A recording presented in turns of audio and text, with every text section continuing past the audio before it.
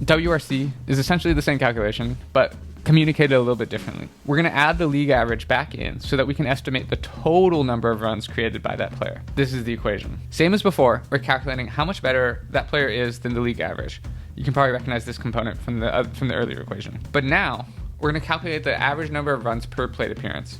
And we're going to add that back in. And you calculate this simply by summing up all the runs scored over a time period and dividing that by the number of plate appearances. By adding in the league average run production, we're essentially saying this player created their above average contribution plus what an average player would have contributed over the same number of opportunities. So you get this kind of sub-equation of total runs created equals above average contribution plus average contribution.